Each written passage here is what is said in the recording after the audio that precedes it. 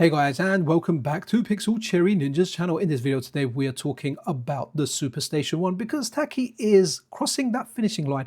SuperStation One units, if you ordered one in the transparent blue color, it has gone out to some customers. There are still people waiting for this. This is a project that faced many delays, but it really looks like it's gaining momentum in early 2026. Hopefully more of you guys will get your unit soon. Now Taki Udon put out an X post on the 1st of January saying he went into the office to do some work, and to his surprise he actually had a super dock, a manufacturer's version of the super dock, which is something you pair with the SuperStation One to run discs. Also snack bypass and additional USB ports was waiting for him, and he was testing it out. So in this video guys, he is going to show us the super dock that he got in action, and hopefully this is the final revision. There are no issues with this and it can go into mass production if it hasn't already gone into mass production. So let me bring up that video for you guys, and this is the X post here. So I'm going to play this without sound initially, but then we will make it full screen and I will play it with sound. But this looks really good. Is that from the beginning? No. Okay, let's go to the beginning here.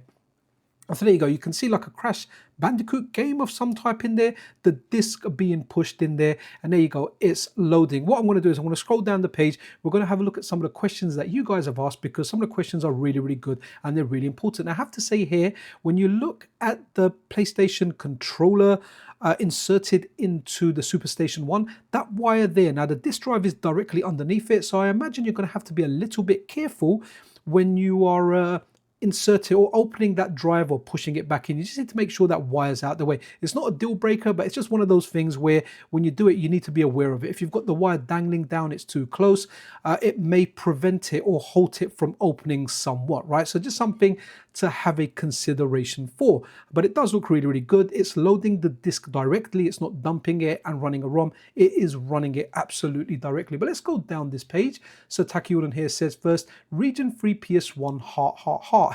So the PlayStations, from what I remember, weren't region free. So really good that the SuperStation One and the Super's dock is region free. So Japanese PS1 games are super cheap. Okay, that might be subjective there, Taki. I've seen some high price ones. So over here, Init Master says, so the disc is played directly, no need to rip it first. Then Taki replies, playing directly, and that's what you guys are seeing there. This is really cool over here. So time for my thermal label printer and black bottom CD RS to shine. And do you remember a lot of the PlayStation games had a black bottom? So that's very true to the nostalgia. A thermal CD, this guy is gonna rock when he prints those. They're gonna look almost original, right? Or maybe even original. So Takunan says, you could burn PS1 games on the Super Dock with those. Now, a little bit of clarity here. Even though the Super Dock is a CD reader and writer, I'm not exactly sure if you can have a game on your MiSTer and attach the Super Dock to your SuperStation One, for example, and then tell it to burn. If that's something that can be done, I'm really interested. Let me know in the comments below what you think. Is it possible? Can it be done, and will it be done? If not, then the way that I'm thinking this happens is the Super Dock, you can connect it to your PC. A lot of us don't have like optical drives anymore in our PCs. I can tell you now, all my PCs, and I've got quite a few, I've got a few laptops, I've got a major desktop, none of them have an optical drive in there. So at least that will give you an optical drive when you need to run CDs. And I think it's just a CD drive. I'm actually wondering if it's a CD DVD combo, because that would be really good if you need to burn CDs or DVDs. I guess it depends on the price. Like if it was cheaper to buy just CD, but if it was the same price to get a CD and a DVD combo, maybe that's it. Don't quote me on that, just kind of firing out ideas there. Okay, so Chad here asks, what games priced at 20 or 25 or under would you recommend? And Taki Udon here responds, nothing beats Crash and Spyro for a few dollars each. So there you go, it's subjective. I wasn't the biggest fan of Crash and Spyro. I don't know, I was too cool for playing those games, I guess, when they originally came out. I am not now though. I spend my weekends streaming and doing these videos. So this one here, do you have to unplug the memory card and controller to put the disc in? And I feel like that question there is more for the case of you can see the wire kind of dangling like on top there, and Taki says no. So because when we do have a look at it, it does look like the wire could be in the way. So maybe just something you need to be conscious of when you're ejecting the disc or you're pushing the disc in, just to make sure that wire's not in the way. I personally, even though I like Snack and I even like using the Reflex Adapt, I personally just use wireless controllers for convenience, right? The few milliseconds of input latency that it adds is cool for me. It's not a biggie for me, but obviously if you do want to use original peripherals, then yeah, Snack is the way to go. So it's just great we got these choices. So Nitex here says, it's weird how Japanese games are cheaper than US games and thinking they would be more expensive in the US since they're imported games. And Taki says, it's been a godsend. I have hundreds of them in the office, quite a few there.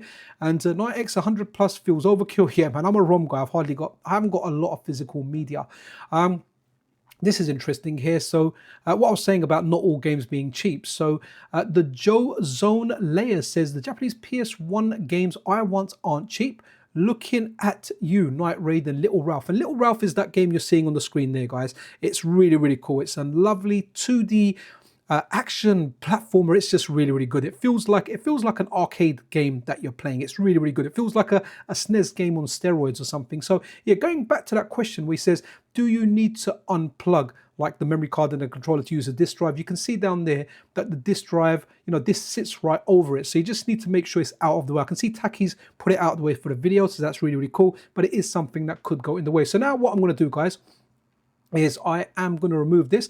I'm going to put the video on. I'm going to, hopefully the volume levels will kind of be okay, because I do want you guys to hear like the disk drive sound spinning in there. Then I'm going to turn it down a bit because it goes really, really loud when the game launches.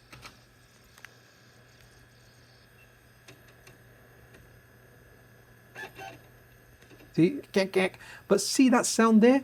That wasn't the sound that I remember. I'm going to put the sound down a bit now because it's going to go super loud, guys.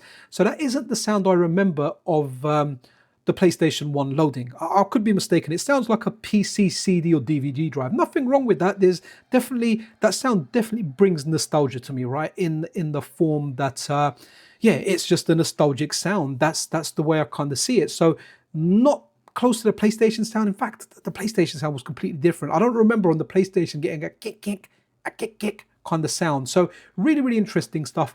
Really, really looking forward to this. I'm actually gonna burn some discs thanks to Anime Otaku with the templates that he's made. I've got a video on the channel having a look at cases that Anime Otaku has made templates for, as well as templates for actually burning directly onto the CD. So you can almost have like an original game experience, because let's face it, some games are expensive. So if you're burning your backups, then absolutely cool. Or like Taki says, some of the Japanese games are cheap, and if you can find some cheap ones and you want to run originals on there, that's cool. But do remember, this dock not only just runs PlayStation, but it also runs stuff like what's the other stuff? It runs stuff like the Sega CD or the Mega CD, Sega Saturn, likely PC Engine CD as well. So if the MiSTerFPGA in any way or form supports any kind of CD based core, it will likely run on the SuperStation One, because Taki said it's very, very possible. He's already mentioned and shown like the Mega CD. I'm pretty sure he showed the PC Engine CD as well, and the Sega Saturn,